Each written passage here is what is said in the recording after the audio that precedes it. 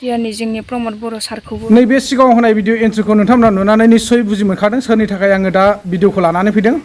दाख्लैनिफ्रायनो जिथुनाखि आङो बे सिस्टारमोननि जानानै बा बे बिथां हस्पिटालाव फासिनानै थानाय बरपेटानि नङा होमबा बे सिस्टारनि हासबेन्ड जिथुनाखि हस्पिटालाव 5 लाख रां गोनांथि जानायाव फासिनानै थानाय बिथांमोना दायो हस्पिटालनिफ्राय रिलिज जानानै अर्थात रिलिजखौथ' होखानायमोन मा लांखावनो नङा होमबा बिनि दा मानि खारनाव माने फासिनानै थादोंमोन बिसोरो नोंथांमोना निस्सय मिथि मोनखाबाय आरो बुजिजोबखाबाय। बिथांमोना माने रांनि जाहोननि थ्रुयै बा रांनि प्रब्लेमाव फासिनानै थादोंमोन 5 लाख थाखानि गोनांथि जादोंमोन। दा बे 5 लाख थाखाया जेने थेने मेकआप जाबाय नों आं इउटुबारफोरनि अननायजों बा जोंहा मानो गोनां बिटिआरनि चिफ प्रमद बर' सारनि अननायजों बिथांखौ माने हस्पिटालनिफ्राय न'सिम लानानै थांनाय जाबाय। दा नोंथांमोननो बेखौनो आङो क्लियारेसन होनो होननानै फैनाय जादों। नोंथांमोना गोबाङानो कमेन्ट खालामहरदों मानसिया मा जाखो थैखो ना थांखो माथो जेबो क्लियारेसन होदिया होननानै नोंथांमोना गोबाङानो बुंहरदों। स' नोंथांमोननि साननाय बायदि गासिबो नंजोबा बा जोंनि साननाय बायदि गासिबो नंजोबा मानसिया थैयाखै मोजाङैनो मोजां दङ इसोरनि अननायाव बा नोंथांमोननि रायजो राजानि अननायाव। दा बेजों लोगोसे बे सिस्टारा माने आंनो मोनसे भिडिअ बानायना हरदों। भिडिअआ गावनि माने क्लियारेसन लोगोसे बिटिआरनि CM प्रमद बर'खौ लोगोसे गासैबो इउटुबार आरो गासैबो जिथुनाखि डनेसन हरगिरिफोर बिथांमोननिसिम गोजोननाय जासिहरदों न'खरनिफ्राय। दा नोंथांमोना जाहाथे दिनै भिडिअखौ फुल जोबजासिम नायनानै लायोब्ला निस्सय बुजि मोनगोन। दा आसा खालामो नोंथांमोना बेफोरबायदिनो गावजों गाव बर'जों बर' साननानै बा गावनिनो सिला गंसेनिनो बिदा फंबाय हिसाबै बेफोरबायदिनो अनलायनानै जाहाथे इयुनाव सोरबाफोर जायोब्लाबो बिथांमोनखौबो जों हेफाजाब होलांनो हायो। आरो बेफोरबायदियावथ' माने डनेसन हिसाबाव नोंथांमोननिफ्राय रावबो डिमान्ड खालामखाया नोंथांमोननि गोसो गोरबोनिफ्राय जा हायो जया धर्म जार जि गोसो बेफोरबायदिसो अनसुंथाइखौ बिहरखायो नङा होमबा।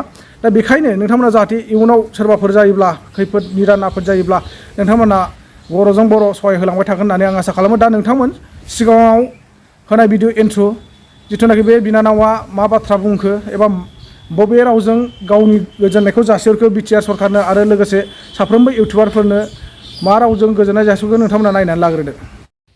गिबियावनो नोंथांमोननिसिम आंनि खुलुमनायखौ गोसो गोरबोनिफ्राय जासिहरनाय जाबाय। आं दिनै नोंथांमोननो बेखौनो मिथिनो सानदों आंनि हासबेन्डखौ आं नोंथांमोननि अननायजों अनसुंथाइ हरनायजों आरो जोंनि बिटिआरनि प्रमद बर' सारनि अनसुंथाइ हरनायजों आं दिनै हासबेन्डखौ न'आव लाबोनो हाबाय हस्पिटालनिफ्राय। आं बेखौनो नोंथांमोननो मिथिहोनो होननानै मोनसे भिडिअ लाबोनाय जाबाय।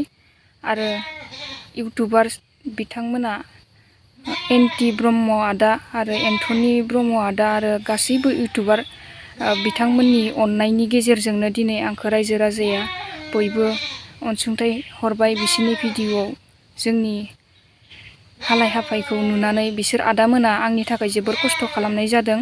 बेनिखायनो बिसोर आदामोनखौबो आं इउटुबार आदामोनखौबो आं आंनि गोसो गोरबोजों बयखौबो साबायखर बावहरबाय। दिनै बिसोर नङामोनब्ला आं आंनि हासबेन्डखौ लाबोनो हानाय जानाय नङामोन। आरो बिटिआरनि जोंनि प्रमद बर' सारखौबो आं आंनि गोसो गोरबोनिफ्राय खुलुमनाय जासिहरो। सारनि अननायनि गेजेरजों रायजो राजानि अननायनि गेजेरजों आं दिनै आंनि हासबेन्डखौ न'सिम लाबोनो हानाय जाबाय। बेखौनो मिथिहोनो होननानै आं दिनै भिडिअ मोनसे लाबोनाय जादों आरो। रायजो राजा नोंथांमोननि सहायनि गेजेरजोंनो आं दिनै न'सिम सफैनो हाबाय। बिनि थाखायनो नोंथांमोननिसिम रोजा रोजा साबायखर थाबाय। एसेनोसै। दाथ' अब्ला नोंथांमोना निस्सय बे बिनानावनि बुंनायखौ एबा बिनानावनि हासबेन्डआ मा बाथ्रा बुंदों नोंथांमोननिसिम बा जोंनिसिम बा बिटिआरनि CM प्रमद बर'निसिम गोजोननाय जासिहरनाय नोंथांमोना निस्सय खोना मोनबाय। आरो नोंथांमोना दिनै क्लियारेसन मोननानै गोजोननाय मोनदों आं आसा खालामदों। आरो जाहाथे बेफोरबायदि प्रब्लेमाव गोलैनायखौ आं बारंबार खावलायो नोंथांमोनखौ जाहाथे माने सहाय होलायलायो गावजों गाव।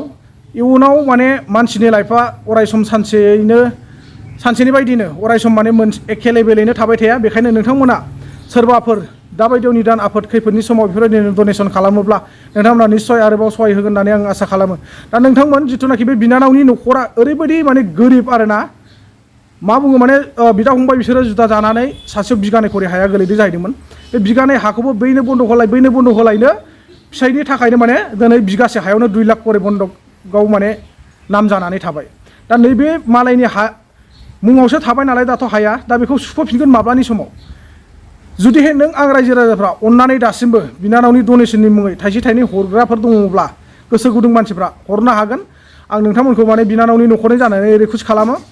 आरो बेजों लोगोसे जिथुनाखि प्रमद बर' सार बिटिआरनि CM नङा होमबा बिथाङा जेनेबा बिनानावनि न'खरखौ बा बिनानावनि खुथार गाबनानै खावलायनायखौ नुनानै जा अनसुंथाइ हरबाय बिनि थाखाय जोंहा बिटिआरनि CM प्रमद बर' सारनिसिम आंनिफ्रायबो गोसो गोरबोनिफ्राय रोजा रोजा साबायखर।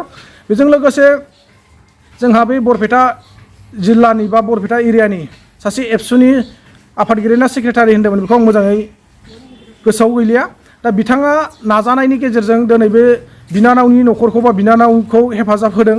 प्रमद बर' सारजों जगाजग खालामनानै बा सावरायनायनि गेजेरजों दिनै बै बिथाङा माने बेखिनि जा अनसुंथाइ हरदों जोंहा बिटिआर सरकारा नैबेनि खारनाव आं बै एबसुनि आफादगिरि ना सेक्रेटारिमोन बे बिथांखौ आं गोरबोनिफ्राय हामबाय होनो। दा लोगोसे बिनानावनि न'खराव जिथुनाखि प्रब्लेम जादों बे प्रब्लेमखौ नोंथांमोना निस्सय सिगांनिफ्रायनो मोनबाय थाखादों आरो नुबाय थाखादों। बेजों लोगोसे दिनै आङो नोंथांमोननो मोनसे दहायैनो मोनसे भिडिअ होदों जिथुनाखि आंनिनो लोगोमोन बिथाङा जोंजों गुवाहाटियाव माने थाखायो अलरेडि दा बिसिनि न'आवनो दङ आङो बा बिसिनि न'थ' नङा भारा न' आरोखि थारमाने बेयावनो दङ आङो। जोंलाय आरो गुबुन मानसियालाय गुबुन जायगायाव बहा हा मोननो नङा होमबा बे फारौ जाग्राफोरनिखौ नोंथांमोनाथ' मिथिखागौ। दा सोलिनानै दं बेफोरबायदिनो गुबुन जायगायाव थानानै खस्थ' गेजेरजों सोलिफुबाय थानाय समावनो दा दिनै आंनि लोगोआ माने हरखाबै एक्सिडेन्ट जाब्रबनानै गाज्रि खैफोदाव दङ। बिथांनि थाखायबो आं माब्लाबानि समाव नोंथांमोननिसिम डनेसन लानानै फैनो हागौ। जुदिहाय बिथांनि न'खरा खावलायो अब्ला नोंथांमोना बै समावबो जेन थाइसे थाइनै सहायखौ खालामहरगोन। दा बिथाङाबो ओरैबायदि जानानै दङ अपारेसनाथ' साक्सेसफुल जाबाय। बिथांनि आथिं बायनायखौ जइन्ट पेनाव हारा सोनानै मेकआप खालामना हरबाय डक्टरा। दा हामगोनखौ गेरेन्टि होदोंनो नाथाय मोनसे हान्थु गिला बारननायासो माने एडजास्ट जागोन ना जायाखैसो सिन्था जानानै दङ न'खराबो। बेजों लोगोसे दिनै मा होनना बुंबावगोन आरोना जेन'ब्ला ओरैबायदि जाहैयो बिथांनि मुङै बायसान्सआव जिथु बै हारा अरजाबैखौ चेकआप खालामफिननो थाखाय बा अपारेसन खालामफिननो गोनां जायोब्ला नोंथांमोननिसिम निस्सय आङो बिथांनि न'खरनि जानानै भिडिअ लाबोनो हागौ। नोंथांमोना बै समाव जाहाथे अननायखौ हरलाय लायो जा हायो जया धर्म नोंथांमोननि गोसो गोरबोनिफ्राय। दा आं बांद्राय गोलावखौ बुंनो सानलिया जाय हक जोंहा सिस्टाराबो फिसायखौ न'सिम लानानै थांनो हाबाय। नैबिनि थाखाय नोंथांमोना क्लियारेसन नागिरबाय थादोंमोन बे क्लियारेसनखौ आं होबाय बा बिनानावा बानायनानै हरबाय जेला भिडिअखौ आं नोंथांमोननो होनाय जाबाय। दा नोंथांमोना बेखिनि भिडिअजोंनो गोजोननायखौ लादो। बिनानावा जा गोरबोनिफ्राय गावनि खुगाजोंनो गोजोननायखौ जासिहरदों माथो खालामनो हानो नङा होमबा।